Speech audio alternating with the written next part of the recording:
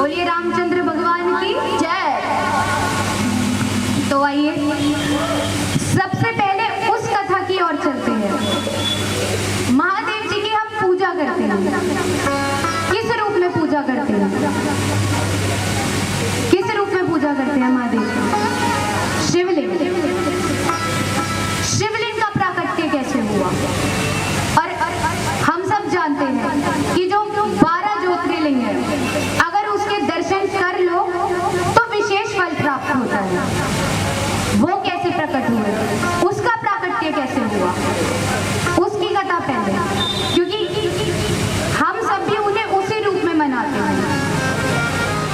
सावन में सभी जल चढ़ाते हैं, तो सबसे पहले उसकी कथा, फिर उसके बाद हम महादेव और पार्वती जी की कथा की ओर चलेंगे। एक बार भगवान विष्णु लेटे हुए थे, आराम कर रहे थे। लक्ष्मी माता चरण दबा रही थी। ब्रह्मा जी को कुछ कार्य था, तो ब्रह्मा जी विष्णु भगवान जी के पास आते हैं तो उन्हें देखा विष्णु भगवान ने, फिर भी लेटे हुए हैं। अब मित्रता होती है, मान लीजिए अब आप अपने किसी मित्र के पास गए, वो आपको देखकर उठ नहीं रहा, तो आप उसको 2-3 बातें बोलेंगे, है कि नहीं? बोलेंगे ना कि मैं आया हूँ, उठो तो सही, बोलो तो सही, मुझसे बात तो करो, मैं तुमसे मिलने आया हूँ, पर इतना ही कहेंगे। ब्रह्मा जी देखते हैं, ब्रह्मा जी कहते हैं कि मैं आया हूँ, आप अभी तक लेटे हैं, आप उठे, मेरा सम्मान करें, मुझे प्रणाम करें, मैं आपसे बड़ा हूँ।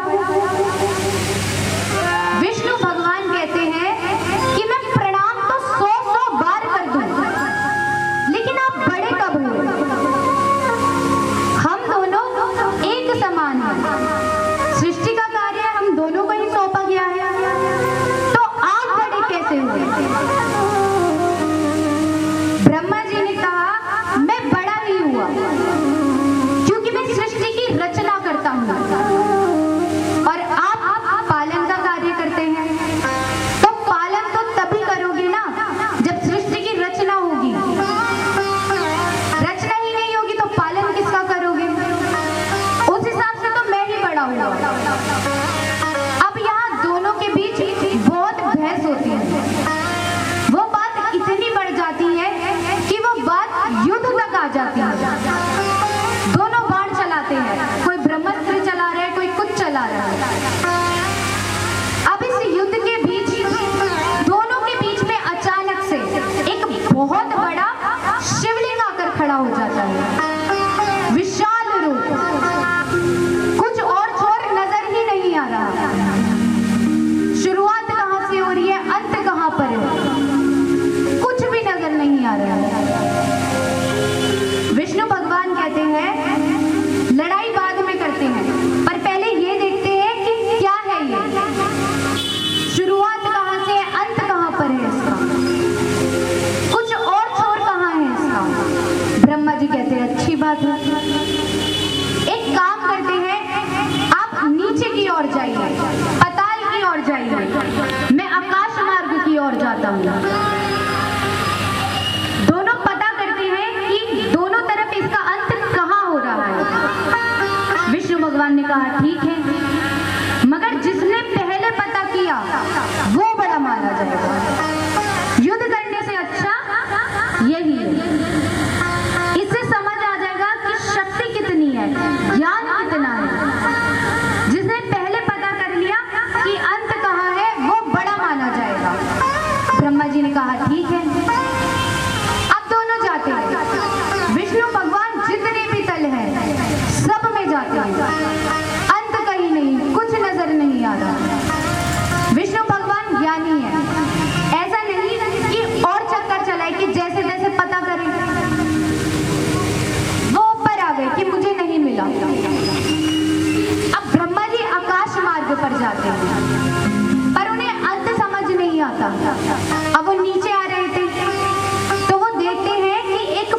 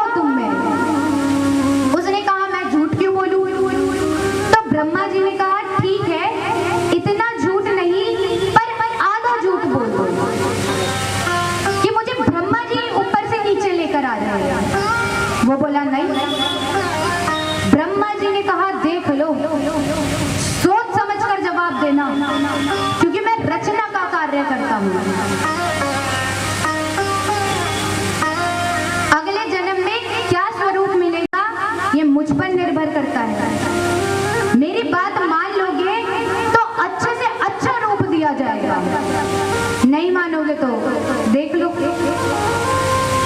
अमराज कोई भी डर जाए। अब हर व्यक्ति यही चाहेगा कि अगला जन्म उसे अच्छे से अच्छा मिले, या वो इन सारे चक्करों से ही दूर हो जाए। तो ब्रह्मा जी कहते हैं कि सोच समझ कर जवाब देना। अब वो फूल बेचारा डर गया, उसने कहा ठीक है मैं कह दूंगा। फिर थोड़ी दूर आए, उनको एक कामधेनु गाय मिली। तो ब्रह्मा जी ने सोचा एक से भले दो। गौ माता से भी यही कहते हैं कि नीचे जाकर ऐसा ऐसा कह देना। उन्होंने भी कहा मैं झूठ क्यों बोलूं। ब्रह्मा जी ने फिर बात कही कि मैं रचना का कार्य करता हूँ, अगले जन्म में क्या स्वरूप मिलेगा ये मुझ पर ही निर्भर करता है, तो सोच समझ कर जवाब देना। गौ माता ने कहा ठीक है। पहले उन्होंने भी मना किया था, अब दोनों मान विष्णु भगवान के पास आते हैं। विष्णु भगवान कहते हैं कि आपको कुछ मिला? वो बोले मिला क्या, मैंने सब कुछ पता कर लिया, मैं तो 2 गवाह साथ लेकर आया हूँ। ये देखो, ये है फूल और ये है कामधेनु गाय, मैं दोनों वहीं से साथ लेकर आया हूँ। अब इतना कहना हुआ कि साक्षात महादेव जी प्रकट हुए। महादेव जी को देखकर एक बार को ब्रह्मा जी डर गए, क्योंकि झूठ बोला था उन्होंने। फूल डर जाता है, कामधेनु गाय डर जाती है। महादेव जी सबसे पहला प्रश्न ब्रह्मा जी से करते हैं कि आपको अंत मिल गया? ब्रह्मा जी को अब डर लग रहा है, फिर भी कहते हैं हाँ मिल तो गया, तभी तो 2 गवाह लेकर आया हूँ, इनसे पूछो। अब जब हम झूठ बोलते हैं ना तो स्पष्ट जवाब नहीं दे पाते, इधर उधर बातों को टालते रहते हैं। तो ब्रह्मा जी कहते हैं कि मैं 2 गवाह साथ लेकर आया हूँ, इनसे पूछो। महादेव जी कहते हैं अच्छी बात है। अब केतली के फूल से पूछते हैं, बताओ क्या बात है, तुम वहीं पर थे ना जहाँ इसका अंत हो रहा है? फूल ने कहा हाँ मैं वहीं था, मुझे ब्रह्मा जी भी लेकर आए हैं। बोले सच सच कहो। बोले मैं सच ही कह रहा हूँ। महादेव जी क्रोधित हो जाते हैं, क्रोध में आकर कहते हैं कि मुझे अब तक तुमसे बहुत प्रेम था। क्यों प्रेम था? क्योंकि पार्वती माता जब तपस्या कर रही थी महादेव जी को वापस से पाने के लिए, जब वो सती माता के बाद पार्वती माता आई तो वो केतली का फूल चढ़ाती थी महादेव जी पर, उस वजह से वो फूल बहुत प्रिय था। पर महादेव जी ने कहा क्योंकि तुमने झूठ का सहारा लिया, मुझे झूठ से सख्त नफरत है। मेरा नाम है शिव और शिव माने सत्य। आज के बाद यह फूल मुझ पर कभी नहीं चढ़ाया जाएगा। अब वो फूल रोने लग गया कि मुझे माफ करो, मुझे तो ब्रह्मा जी ने झूठ बोलने को कहा था, मैंने झूठ नहीं कहा। क्योंकि रोने लगता है फूल तो महादेव जी को दया आ जाती है। ठीक है, महादेव जी कहते हैं साल में एक बार गणेश चतुर्थी से 4 दिन पहले इस दिन यह फूल मुझ पर चढ़ाया जाएगा, बाकी पूरे साल यह फूल मुझ पर नहीं चढ़ाया जाएगा। तुम मुझसे दूर रहोगे। अब कामधेनु गाय से पूछते हैं, उन्होंने भी पहले यही किया, उन्हें भी दंड दिया जाता है। अब ब्रह्मा जी से पूछते हैं, आप बताइए। अब ब्रह्मा जी लज्जित हैं। महादेव जी कहते हैं आपको रचना का कार्य सौंपा गया है, आप दुनिया बनाते हैं। अगर आप ही झूठ का सहारा लेंगे और आपके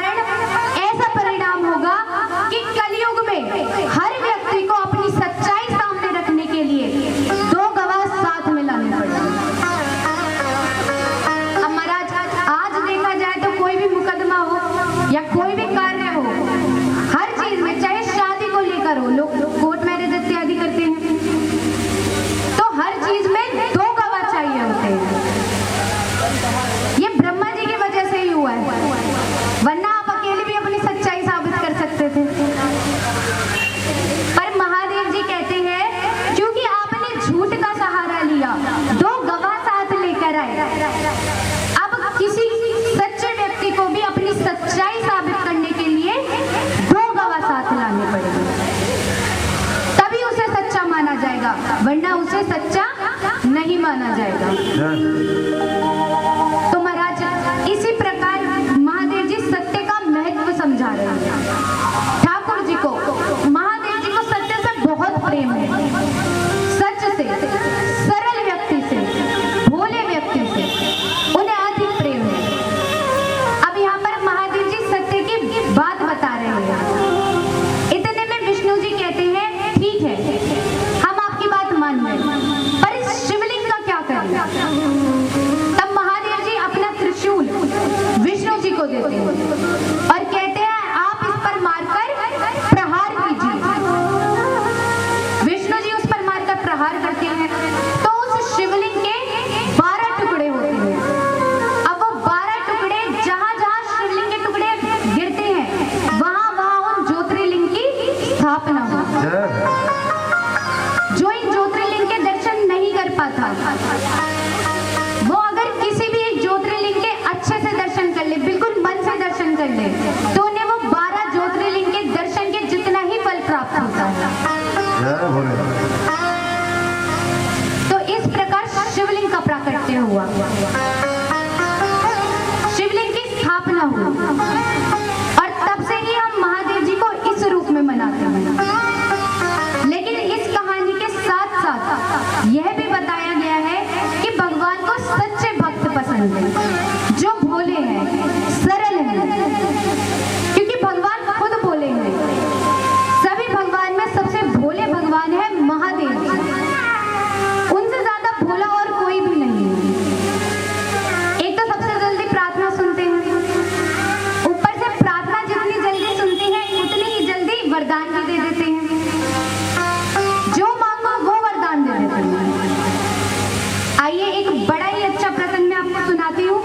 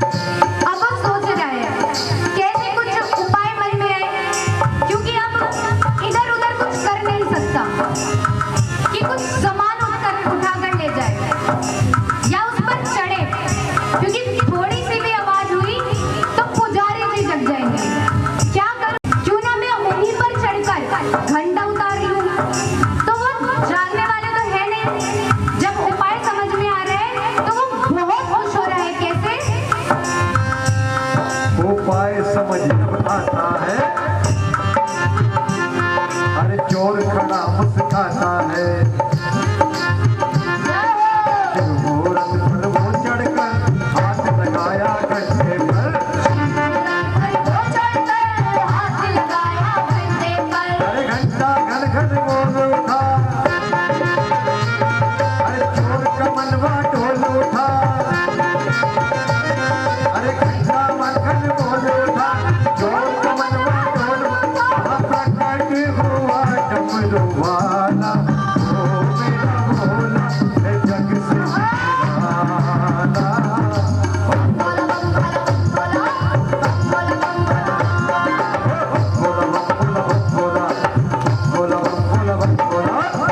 अब आप सब ये सोच रहे होंगे कि भोले बाबा तो भांग पीकर सो गए होंगे, अब भोले बाबा जाग गए। इतना सब हो गया, अरे पुजारी जी क्यों नहीं जागे? चोर महाशय इसी सोच में था। भोले बाबा भी समझ गए। भोले बाबा ने कहा कि मुझे पहले से ही पता था कि तू यहाँ पर आने वाला है, इसलिए जो रोज भांग का गोला पुजारी जी मुझे भोग लगाते थे, आज मैंने उन्हें ही भोग लगा दिया। इसलिए वो तो सोए हुए हैं और मैं जाग गया। और महादेव जी कहते हैं कि मैं जाग गया तो तू तर गया, अगर वो जाग जाते तो तू मर जाता। अब भोले बाबा क्या कहते हैं? मांग मांग भोले शंकर, अरे मांग मांग भोले शंकर, ले ले तू मन चाहावर, अरे चोर खड़ा काफी धर धर देख रहा है इधर उधर, चोर खड़ा कांपे थर थर देख रहा है इधर उधर। अरे मैं तो चोर उचक्का हूँ, मैं तो चोर उचक्का हूँ, झूठी कपटी पक्का हूँ। बाबा सच में तू है भोला भाला, ओ मेरा भोला है जग से निराला। बंगोला बंगोला बंगोला बंगोला बंगोला। हे बंगोला बंगोला बंगोला बंगोला बंगोला बंगोला।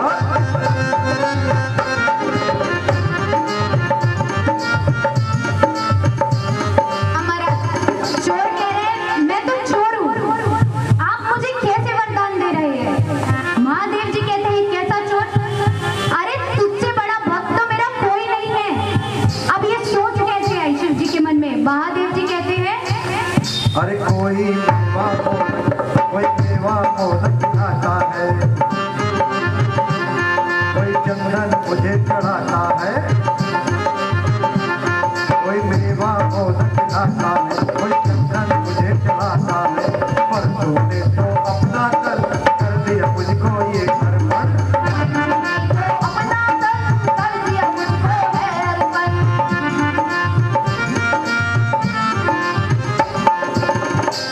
भोले बाबा तो इतने भोले हैं कि वो चोर तो वहाँ घंटा उतारने के लिए चढ़ा था।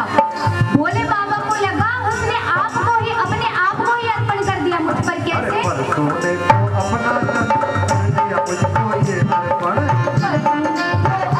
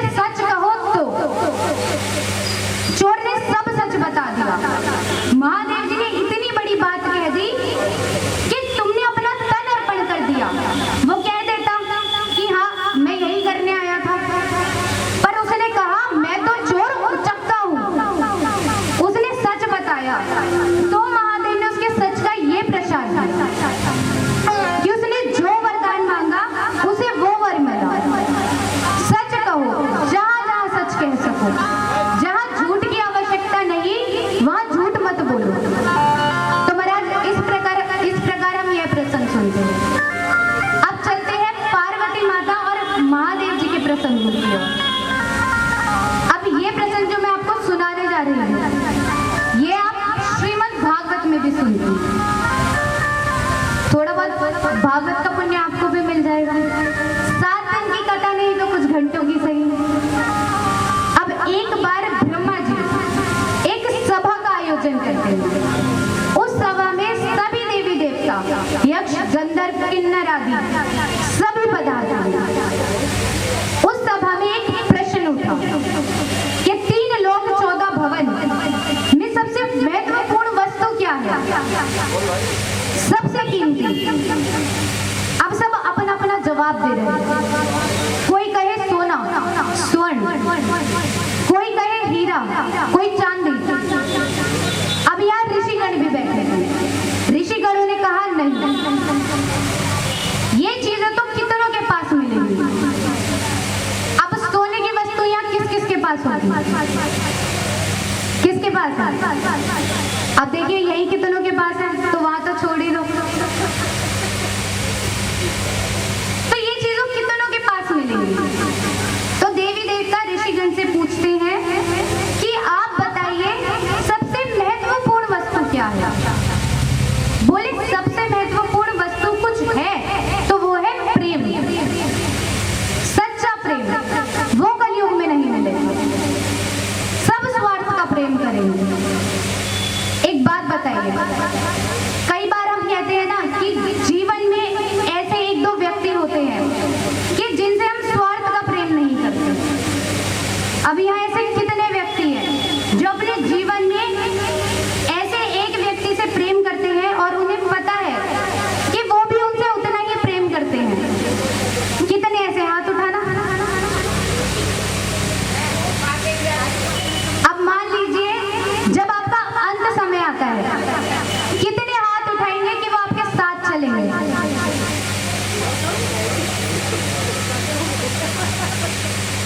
संसार में कोई एक ऐसा व्यक्ति जिनसे आप बहुत प्रेम करते हैं, भगवान भी वो साथ जाएंगे, संसारिक व्यक्ति। तो कितने ऐसे हाथ उठाएंगे कि अंत समय में वो भी आपके साथ चलेंगे कि मैं भी चलता हूँ? चलो उसकी छोड़ो, उसके अंत समय में क्या आप साथ जाने को तैयार हैं? तो कहाँ है प्रेम? प्रेम पूरा तभी माना जाएगा जब आप परीक्षा में पास हुए जाएंगे।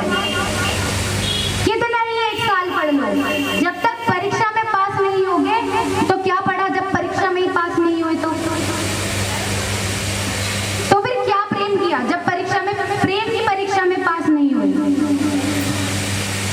जब आप उसके बिना रहने को तैयार हो, वो आपको छोड़ने के लिए तैयार है कि मैं उसके साथ नहीं जाऊंगा, रह लूंगा अकेले, तो कहाँ है प्रेम?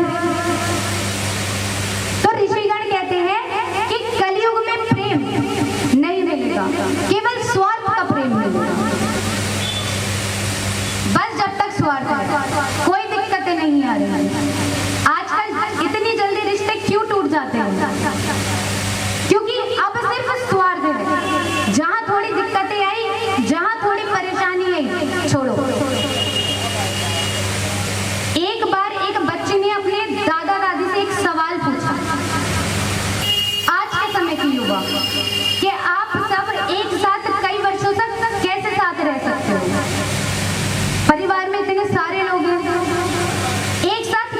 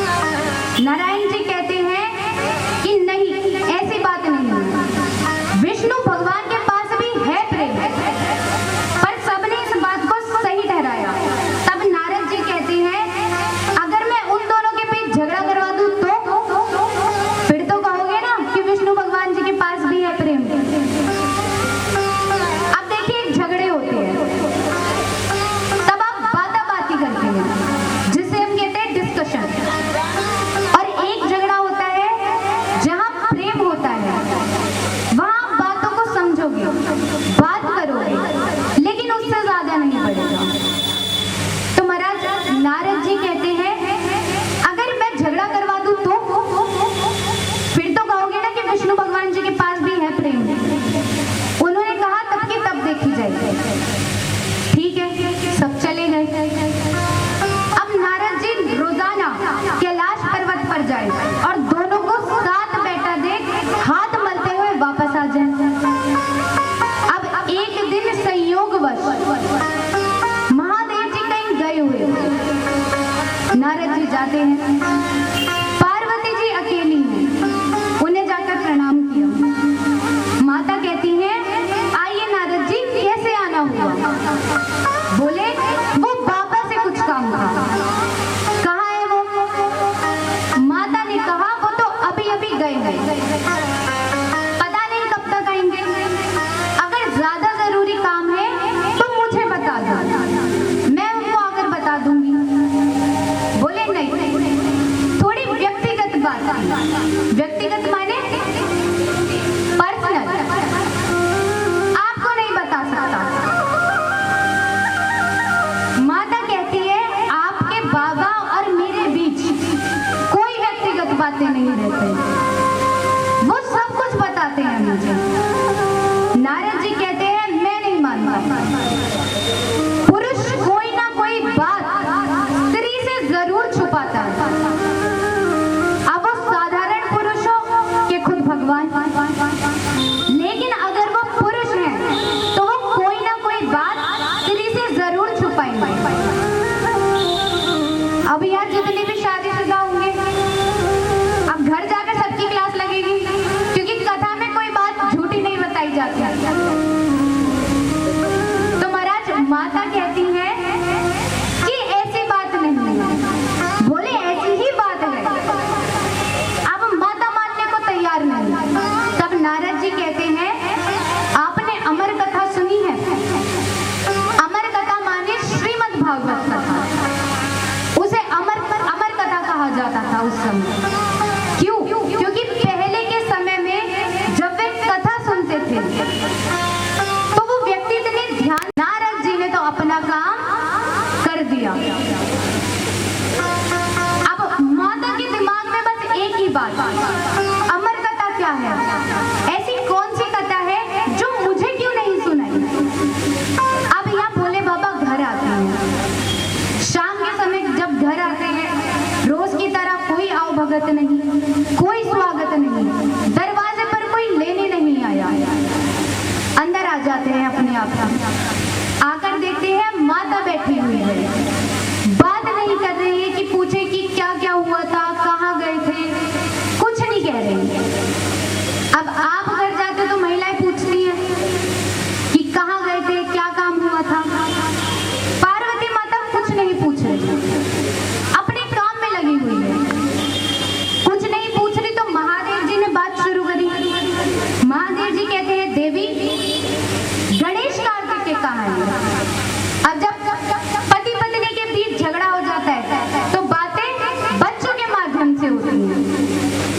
ये हर घर की कहानी है। जब दोनों के बीच बातें नहीं होती तो बच्चा जा जाकर बातें कहता है। मम्मी से कह दो पापा ने ऐसा कहा है, मम्मी कहती है पापा से कह दो मैं नहीं करने वाली। अब बच्चा बेचारा इधर उधर घूमता रहता है। तो महादेव जी ने भी बात बच्चों के माध्यम से शुरू कर दी। महादेव जी भी कहते हैं कि देवी गणेश कार्तिक के कहाँ है?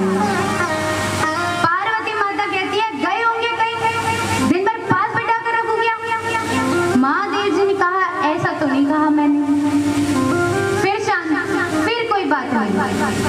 फिर महादेव जी बात शुरू करते हैं कि देवी जी आपकी तबीयत तो ठीक है? माता ने कहा हाँ ठीक है। क्यों? ठीक है कहते ही महादेव जी ने कहा आज भांग नहीं मिली। अब महाराज ये तो आग में घी डालने के समान बात कह दी महादेव जी ने। वो पहले ही इतनी क्रोधित है और अब कहते हैं आज भांग नहीं मिली। अब माता कहती है आपके बड़े बेटे को खीर बना कर दो, छोटे को लड्डू बना कर दो, आपको दिन रात भांग घोट कर दो। दिन भर इन्हीं चीजों के लिए ब्याह कर लाए थे मुझे। अब बोले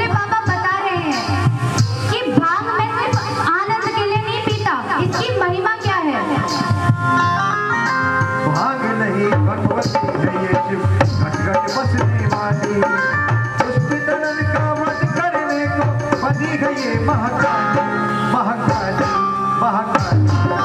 इसको पीकर ऋषि मुनि भी शिव का ध्यान लगाए। मेरी एक दिन की होए तो दो दिन छोटी जाए।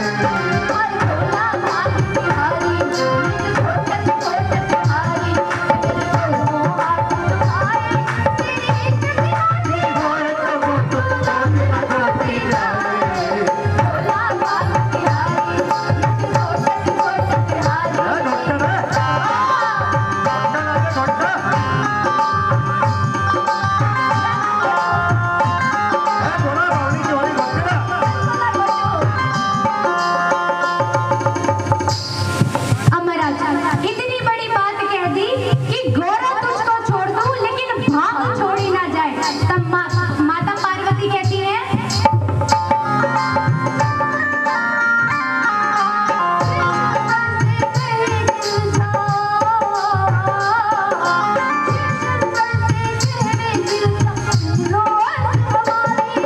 भर भर प्याला पियो सदा शिव, तुम जीते मैं हारी, मैं हारी, मैं हारी।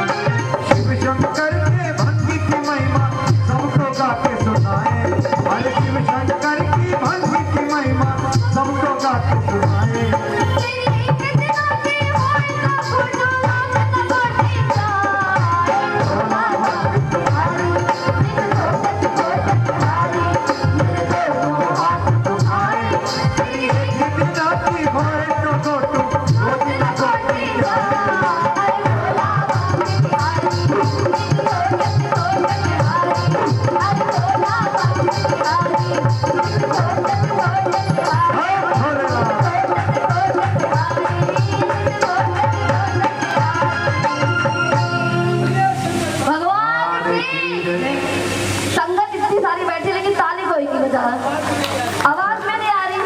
कोई बात नहीं, बल्कि रखा होगा माता बहनों, इसमें भी आपकी महानता है।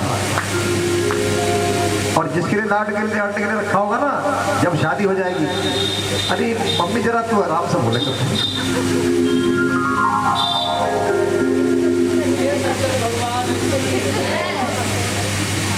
इस प्रकार महादेव जी भांग की महिमा समझाते हैं। कुछ चीजें महादेव जी को अच्छी लगती हैं, जैसे एक भांग और दूसरा भस्म। महादेव जी भस्म राग क्यों करते हैं अपने शरीर पर? क्यों करते हैं ऐसा कितनों को पता है यहाँ पर? महादेव जी को भस्म क्यों अच्छी लगती है? आइए, अब हमने भांग के बारे में सुना, भांग क्यों अच्छी लगती है, लेकिन अब भस्म क्यों महादेव जी अपने शरीर पर धारण करते हैं? एक बार महादेव जी बैठे तपस्या कर रहे थे, समाधि में है, राम नाम का जप कर रहे हैं। तो महाराज महादेव जी राम नाम का जप करते हैं। सामने से देखते हैं कि कुछ व्यक्ति जा रहे हैं, एक मृत शरीर को कंधे पर लेकर। मृत्यु हो जाती है तब लेकर जाते हैं ना, तो जब जाते हैं तब क्या कहते हैं? राम नाम सुनते हैं। पर वो वाक्य सुनकर महादेव जी अपने नेत्र खोलते हैं, क्योंकि उन्हें तो राम नाम सुनाई देता है, तो वो उनके पीछे चले जाते हैं। इतना प्रेम है उन्हें राम नाम में। वो सुनते ही महादेव जी के नेत्र खुलते हैं। नेत्र खोलकर देख रहे हैं कि वो व्यक्ति शरीर को लेकर जा रहे हैं, राम का नाम लेकर। महादेव जी समझ नहीं पा रहे कि ये सब क्यों कर रहे हैं ऐसा। देखते देखते पीछे पीछे चले जाते हैं। अब महादेव जी पीछे पीछे जाने लगते हैं, उनके साथ साथ चल रहे हैं। तब तक वो जाप कर रहे हैं उसी नाम का। महादेव जी बड़े प्रसन्न हैं, उन्हें राम का नाम सुनाई दे रहा है बार बार। अब वहां शमशान घाट पहुंचते हैं। पहुंचकर सभी वो शरीर को नीचे उतारते हैं। नीचे उतारते ही सब चुप, अब कोई कुछ नहीं कह रहा। महादेव जी को कुछ समझ नहीं आ रहा कि इतनी देर से तो अभी तक सब नाम का जप कर रहे थे, अचानक शांत कैसे हो गए।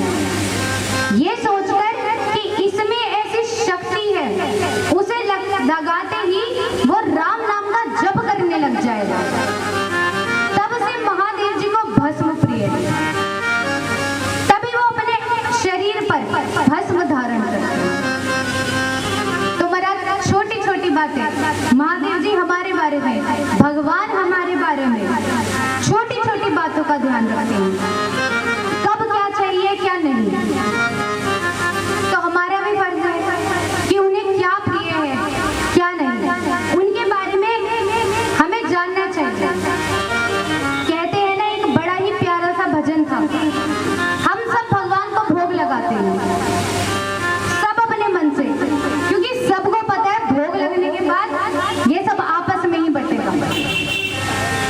तो अपनी ही चीज, मन की चीज मंगाओ। घर पर ही भी ऐसे ही करते हैं। अब जब भी हम भोग लगाते हैं तो चिंटू को ये मिठाई पसंद नहीं है, तो ये मिठाई नहीं आनी चाहिए। पर लेकिन भगवान को क्या पसंद है ये तो हम पूछते ही नहीं, अपनी मन मर्जी की मिठाई लाकर और आपस में ही बांट लेते हैं। कहते हैं ना कि किसी दिन तो भगवान को अपने मन से भोग लगाते हो, पर किसी दिन उनसे भी पूछकर भोग लगाओ कि उनको क्या पसंद है क्या नहीं, वही भोग लगाए। हमको क्या पसंद है उससे कोई मतलब नहीं होना चाहिए। जब वो हमारा इतना ध्यान रखते हैं तो हमारा भी फर्ज है कि हम भी उतना ही उनका ध्यान रखें कि उनको क्या पसंद है, क्या प्रिय है और क्यों प्रिय है। जिन्हें आप इतना मानते हो, चाहे वो श्याम बाबा हो, श्री कृष्ण हो या महादेव जी हो, उन्हें क्या पसंद है और क्यों, उसे पता करना हमारा फर्ज है। तो दो चीजें आपको पता चली कि उनको भांग क्यों प्रिय है और भस्म क्यों प्रिय है। आइए, बड़ा ही प्रसिद्ध प्रसंग महादेव जी और माता पार्वती का। एक बार ये प्रसंग आपने मायरे में भी सुना होगा, भक्तों को बहुत अच्छा लगता है ये प्रसंग। कि जब महादेव जी नरसिंह जी को दर्शन देते हैं, जब वो उनको पुकारते हैं, तो महादेव जी कहते हैं कि मांगो क्या मांगना है। नरसिंह जी कहते हैं मुझको और कुछ होना चाहिए, श्री राधा कृष्ण मिले, कि मुझे भगवान से मिलना है, कृष्ण राधा से मिलना है, उनके दर्शन करने हैं। तब महादेव जी कहते हैं राधा कृष्ण के अगर दर्शन करने हैं, रास के दर्शन करने हैं, तब तो तुम्हें गोपी बनना पड़ेगा। अब नरसिंह जी सोच रहे गोपी बनना पड़ेगा, पर प्रभु आप भी तो गए थे रास में। तो महादेव जी कहते हैं मैं गया तो मैं ही गोपी बनकर गया था। नरसिंह जी ने कहा आप कैसे गोपी बने? तो महादेव जी ने कहा मेरी कहानी तो बहुत लंबी है।